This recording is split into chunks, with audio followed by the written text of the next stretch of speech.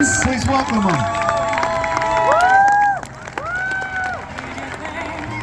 Thanks, everybody. Thank you, everybody.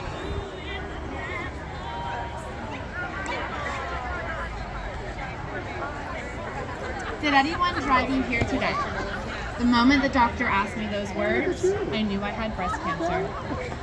It was October 2020, and I was at my first ever routine mammogram at the age of 41. It was the peak of COVID, and I went to OHSU just to get a baseline. I had no detectable lumps, no family history. I was very healthy. I went to my mammogram all alone, partially because it was COVID and no one was allowed in any appointments.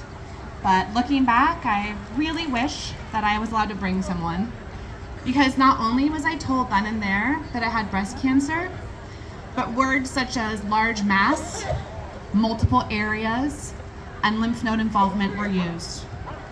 I could barely breathe through the constraints of my face mask, but somehow I made it home safely, only to collapse on the floor in front of my husband the moment I saw him. The shock and fear of hearing that you have breast cancer is unimaginable. I felt so scared, I felt so alone, and I really felt so helpless. It didn't make sense. I was young, I was healthy. In fact, I was examined by a general practitioner just 2 weeks prior and given the okay. My children were 8 and 10 years old at the time.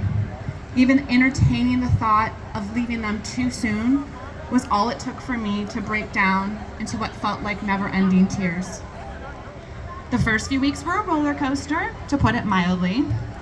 I wallowed in sadness and grief for a bit, and to be honest, I still sometimes do.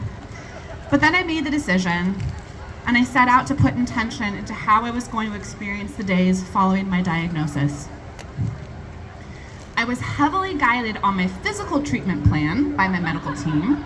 So many of you know the drill: mastectomy, radiation, chemo, oophorectomy, all the meds. But what about the rest of me? Aren't we more than just physical bodies? What about my mental health, the anxiety, the depression, the have I done enough with my life, body image issues, shaken femininity, and so on? I feel that we should not ignore the emotional side of this disease, that our mental health is as important as our physical health, because we don't always get to choose what life throws at us, but I really truly believe that we can choose what we do with it. And you know what? I am proud of that belief. I'm proud of how I actively chose to deal with and process each emotional moment as it came.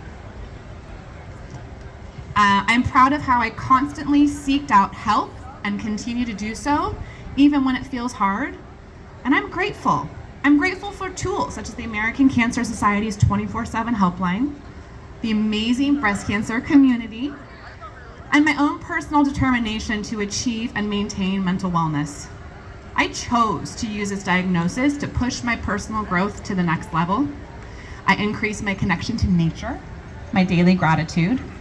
I taught my children the power of and how to execute healthy emotional coping skills. And I've also used this diagnosis as an opportunity to help others as much as I can who are affected by breast cancer.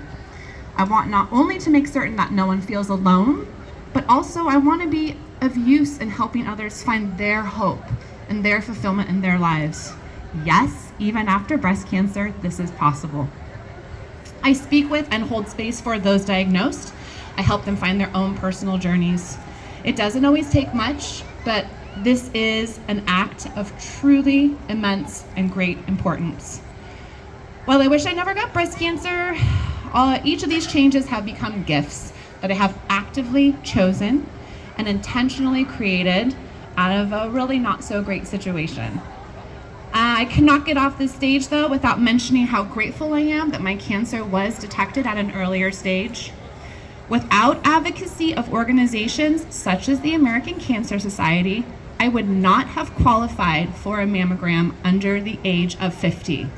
Again, y'all, I was 41 when I got diagnosed. Breast cancer in young adults happens.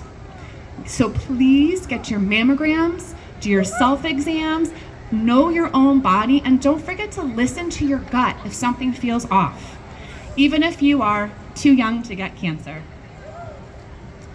Breast cancer has definitely shown me what I'm capable of in so many aspects of the word.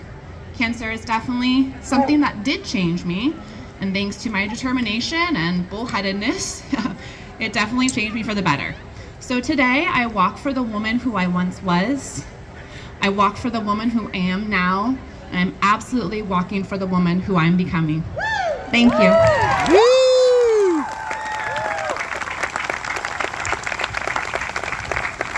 And on top of that, she has like some of the most awesome jacket. Look at that.